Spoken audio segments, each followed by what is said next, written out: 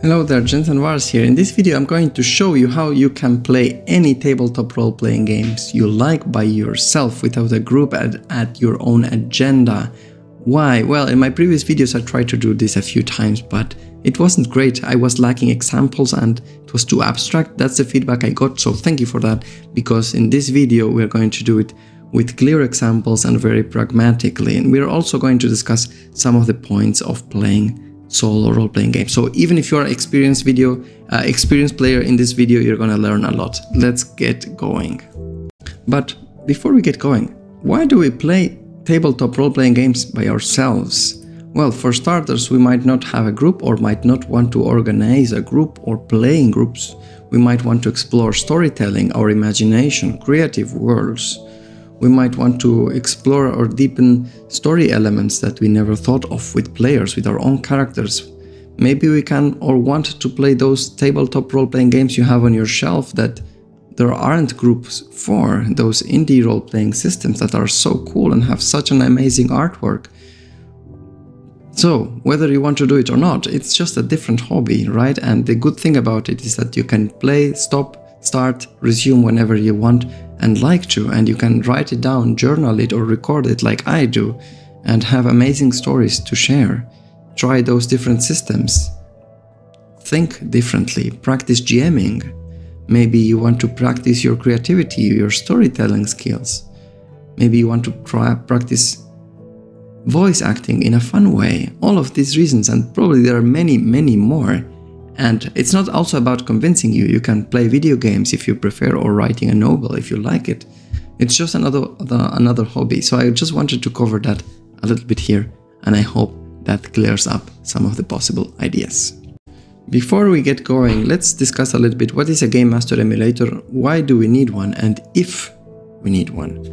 Let's assume for a moment we're playing D&D 5th edition, okay? We are also going to play characters for PCs, okay? For playing characters, like 4 protagonists. And the plot seed is going to be about an artifact was stolen from the Temple of Helm last night. The people is angry. Okay? And that's the concept, the premise, and then I create my characters and I said, okay, let's play. What do you need? You don't really need anything. Take a look at this example. It's raining outside and you're in the village of EMULATOR. It's a small village of about 500 villagers who every 2 seasons gather to celebrate the holy day. For that holy day, they celebrate with the artifact that is preserved in the Temple of Helm, but last night the artifact got stolen. You meet with the Grand Cleric Osmar at the temple. Outside it's raining very heavily, and there is an angry mob outside claiming for an explanation and a solution. I switch to my player's paladin's point of view. Grand Cleric Osmar, it's good to see you. We are here to help. Please, tell us everything you know. Yes. We cannot believe what happened. Last night, when one of the priests was taking care of a broken pipe in the temple, it was just a distraction, he said, and he came back and the artifact was simply not there anymore. Are there any signs of broken doors? No broken doors. There's no trace of anything. The artifact is just gone. I'm gonna close this parenthesis, but as you can see, I am already role-playing, okay? So, if you can drive the game like this, you don't really need anything. If you like, you can even ask, could the cleric be hiding something? And maybe one of my fighters wants to do a perception roll. And then he rolls perception, and he rolls very bad. So Salazar, the fighter, cannot tell whether the Grand Cleric is hiding something or not, but he seems very honest. Then I switch to my next character, the Druid. What would the Druid do? She would check if there are any footsteps behind the temple. So she's going to roll survival. She rolls also very poorly, and she walks around the temple, but as it's raining very heavily, there's no markings of footsteps. Either someone found another way in, or maybe it was flying, who knows. What will the sorcerer do? The sorcerer is going to detect magic. Perhaps there are traces of magic in there. Are there traces of magic? I think a little bit. Yes. Whoever stole this has a trace of magic in it. But that's all you can tell. You see, I am playing D&D by myself. I don't need any other tools. Can you play it like this? For sure. And if you like it, it's great. You can either record yourself like I'm doing in this video now. You can write it down as a novel in prose, or you just can imagine everything and take bullet points of everything that's going on. With that said, let's introduce now what can a GM emulator do and how can they help. So what can a GM emulator do? What is it for? A GM emulator can co-author the story with you. That means it's going to be able to let you know what happens, what you find, what you discover. It can answer your or your character's questions. That's very important as well. And third, it can unblock you when you get stuck. So, if you are open to co-authoring a story and not driving it by yourself, as we just did, if you are fine with letting certain questions be answered at random and not by yourself, and third, if you need help often and you get stuck in your games and you would like to get help so you don't pause your game and you can keep momentum, then GM emulators can do this stuff. Let's take a look at how Plot Unfolding Machine can do these things and also compare it with other oracles. These are the oracles by Plot Unfolding Machine. There are 2 pages of oracles. They can answer a lot of questions for you. The most important one will probably be the yes or no question, but it can also answer why or how something happened or where. Okay, let's take a step back and think about it in examples. I'm gonna roleplay the same scene that before, but I'm gonna add a GM emulator this time. Paladin Leras is going to ask the Grand Cleric Osmar, Your Reverence, do you know what happened last night here? Do you know who might have stolen this artifact? And instead of me making it up, now I'm gonna say, hey, Plot Unfolding Machine, this is an interaction question because I'm asking the NPC. I'm gonna roll a d10 and see what he answers. 2. He says, no, but it's strange. So, I am the interpreter now. I am a co-author with the GM emulator, okay? No, but it's strange is the answer. No, but why would anyone want an artifact like this? It has no purpose, no meaning. I even doubt it has any value. Don't worry, your Grand Cleric. We're going to find answers for that, but it's good to know that it's not a tool and it's not serving any purpose. So you're saying you also don't know who could have done this. Can you tell us what else do you know? One option is without a Game Master emulator, I make up something up, or I come to the Game Master emulator. In Plot Unfolding Machine, there is one that is a discovery. Okay, this is an oracle that's useful for adding some clues. So we roll a d10, and the rolled number 1, reveal a secret or conspiracy. So the Grand Cleric Osmar is going to add preoccupied. We have been hearing of something that's brewing up outside the walls of the city, my friend. They say that a new religion is rising down in the south of this town, and their prophets want to set up their new ways of thinking, to call our gods false and impose their ways. Maybe are they behind this? Could it be? Could someone be so evil? That's it. As you see, this was not my original idea. I let Plot and Folding Machine co-author the game with me, and I open myself up to playing that way. That means I'm fine with taking the game to unexpected directions. That was an example. Okay, it can end in many ways. And if you play again and ask the same question again, I'm sure you're gonna get a different answer. But this determines a lot. This changes the whole thing, because now there is a religion somewhere outside the city that's trying to grow up, and maybe this is the reason.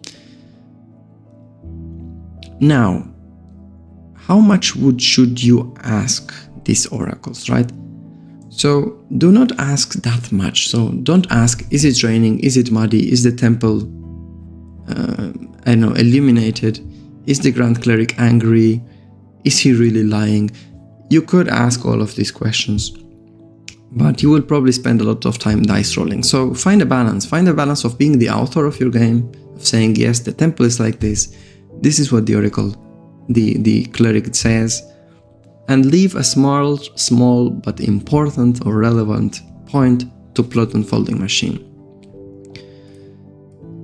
So let's give another example. Your characters continue their investigation and eventually go to the captain of the city watch. And they want to gather more clues.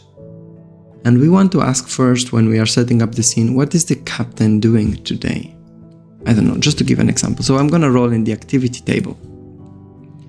I'm gonna roll a d10 and I get a 2. He's making business as usual. Okay, so doesn't add much, but I was open to the possibility. Let's roll again. 8. 8 would have been there managing the resources. So the captain is sitting on his deck, on his desk, taking notes about what happened, and he's making a report, and he opens the door and welcomes the characters. And so on. So find a balance between asking what's really relevant, what can really change your game. Like, would you think that what the captain is doing at the time your characters meet him is relevant for you? Maybe yes, because it could expand your role-playing game, your role-playing scenario. But at the same time, you can just say, what is the captain doing when they meet him?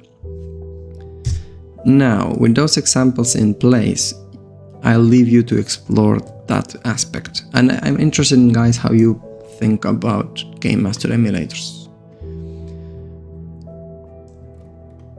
The oracles in Plot and Folding Machines are pretty comprehensive. You can also ask who. So imagine you ask the captain. Now, this is a more important question. Hey, captain, do you think who could be behind the artifact? And let's say I first ask an oracle, or I arbitrarily say yes, he knows, or he has a target. And I roll a dice for the who oracle, and I get someone currently in trouble. And then what prompts me is, well, we captured a bandit this morning. We found him infiltrating the city walls, but he seems to not admit that he has anything to do with the artifact. Maybe you have a better luck by questioning him and figuring out what he knows and why he was infiltrating. Alright, my paladin will ask him, but do you know who is he? Do we recognize him? Is he from around? And we ask an interaction question. So we roll, because that's an important question, right? 3. No, it's dangerous. So I am an interpreter and co-author, remember this? He says. No, we never seen him before, and he seems very dangerous. He had a bastard sword with him, and a crossbow, and 2 lockpicks. Yet we cannot link him to anything at all with the artifact. He doesn't seem to know anything about it. That's it. You see how I am co-authoring the game with the plot unfolding machine. Now, whether this is for you guys or not, I'm open, or feel free to decide. Mythic Game Master Emulator, on the other hand, would give you much less.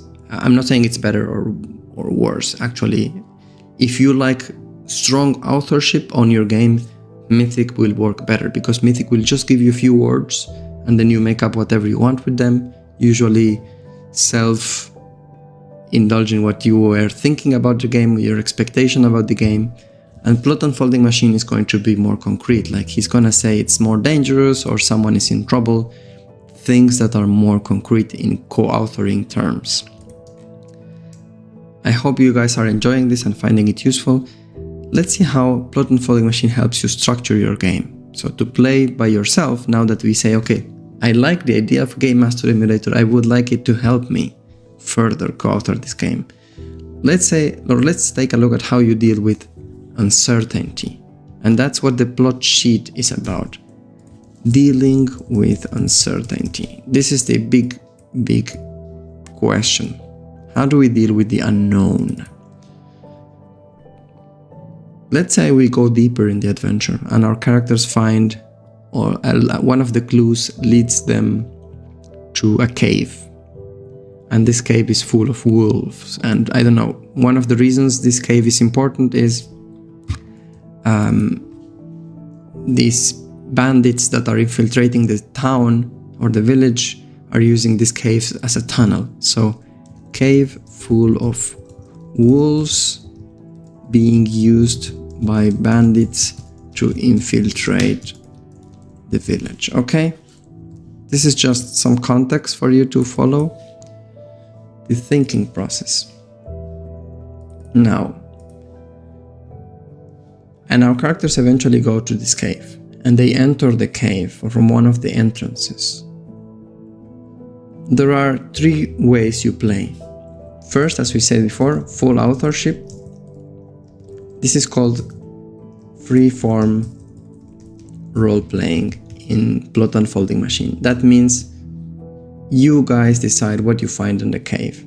The cave is darkness, there are stalactites, there are two wolves and attack us, and I roll for a combat. That's it. That's free-form role-playing. It's your game, you do whatever you want. Number 2 is making a proposal and having it modified. What does this mean? This means you have an idea for the cave. You know the cave is dark and it's humid and it's heavy, but you really don't know more than that. And you say, boom, I let you add something to this cave. That's the step number 2. You come to the modified proposal table and you add a twist to it. Let's roll for a d10. We get a 6. The 6 is cause confusion, doubt, or add a question. So this what's telling me is this cave is extremely dark. It's hard to see, so that's like in a way causing confusion, doubt. Doesn't matter, it's whatever you came up with. And at the same time, it's definitely not what we thought it was. It's not just a cave. This is a tunnel. How could that be? Who created it? Why? What for? How old is it? All of this is what plot unfolding machine prompted me with this idea. Let's roll another example with the same scenario. We roll a 9 and we get bring someone convenient. So I think someone convenient would be an injured soldier of the city watch, a scout maybe. He's about to die. But we can save him, and if our characters save him, we might learn about this cave more. And then I go to my role-playing game system and I check for healing. Maybe my druid character can heal wounds and save this NPC. As you can see, this is the approach number 2, which is making a proposal and letting PUM modify it. That means enrich it or change it or twist it. You choose which approach to take. The first one was like, I don't care what PUM is, I'm gonna use PUM for whatever I like, but I'm gonna set up the scene by myself. Option 2 is what we just did. We set up the scene for a cave and we let PUM decide the rest. And 3 is the random prompt. That is when I have no idea what's in that cave and I have no idea what's going to happen when we enter. I am telling boom, take over. Boom, take over. Okay? And then instead, we go to this table and I'm going to roll a d10. And boom is going to say something like 4. Put the characters in a situation. Which situation? Let's come to the situations table and roll again. Number 9. Find something of value. We enter the cave and we find a small tent and there's a dead body in it. They left a small treasure, a weapon and a note. This note tells about the story, the history of this tunnel. You see, Plot Unfolding Machine suggested an idea, I am the interpreter, I am the author of the game, Boom is co-authoring the game with me, I am interpreting these prompts and get my brain going. So I go faster or more random in a way if you like. But you see, you make the interpretation, you put things together. And now, I hope you're following it. What Plot Unfolding Machine says is that if you want to play by the rules and finish your plot, only using modified proposals and random prompts, you can advance in this plot track. That means if you do freeform role-playing, that's totally fine, but it's not your game or your plot cannot be resolved until you play this amount of co-authorship events with Boom. It's up to you guys to use this. Many players don't use this at all and they just swing between these 3 ways of playing.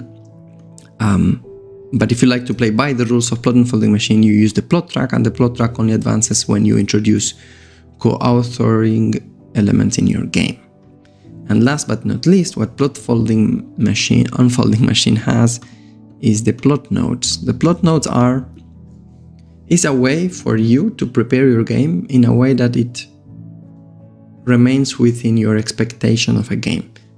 Again, it's another optional sheet. If you don't like doing that, you can play with the simple sheet, which doesn't have any plot notes. But let's take a look very quickly at the value of the plot notes. The plot notes are elements that can be called by the random prompts. So when you play in this way, Plot Unfolding Machine then is capable of referring to elements of your game. In that way, the co-authorship will be more consistent with the storytelling you're taking. Let's take a look at some very quick examples. By the way, plot elements are made of 2 things. Things your characters already know, or things as you as an author of your game or a game master of your game would like to happen. With that in mind, let's make some quick examples. Example number 1 for a world element plot node. Weather is bad. Okay, simple. World element, the weather is bad in this region. World elements are usually things that affect everybody regardless of who they are. Second world element could be a new religion is appearing. Okay, it's a world element, it's affecting everybody, and I want it to be present in my game. So you can use it as tools to also clarify your own game. Use it to help you. Another plot node could be for world or game elements. Food is scarce. That's another game element. You're reminded that in your game food will be scarce and your players will have to hunt for food. Meaningful encounters. What is that? Potential enemies you know. Maybe cultists. Why not? Maybe goblins. Why not? You can add a bit of mix, like things you know, things you don't know, things that might happen, because in any way, the chance that this happens is very low. Look, you would have to land on a 8 result in random prompt, and then also you'll have to land 3 on 4 to hit the goblin. So feel free to play around this here. What else you can encounter? Maybe a traveling merchant to trade with, why not? So it doesn't have to be something bad, right? Things to be found. What kind of things are your characters looking for? Of course, the lost artifact. What else are they looking for?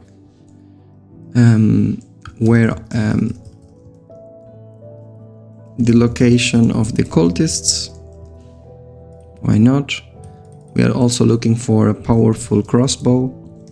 Why not?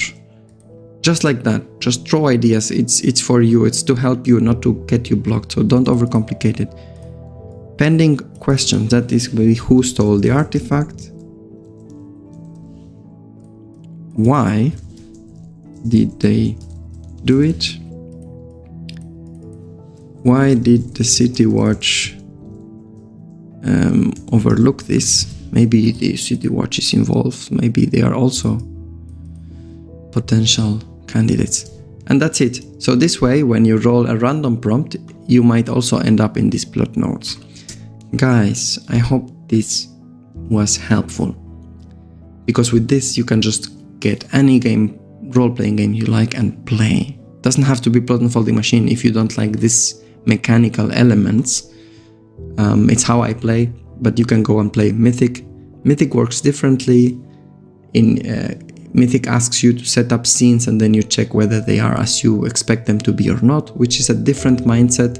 It means you will have to think on a scene proposal, like in full authorship mode here. And then Mythic might tell you it is how it was, or you need to twist it. But that's it. It doesn't help you as much as POM in co-authoring, in my opinion. Either of them are good. That's my closing advice. I hope you enjoyed this video. Any comments welcome. And until the next video, thumbs up, subscribe, support me buying my PDFs or games, share your feedback, thoughts, comments, opinions, methods, etc, etc, etc. Until the next video, this is Jensen Bars. Bye bye.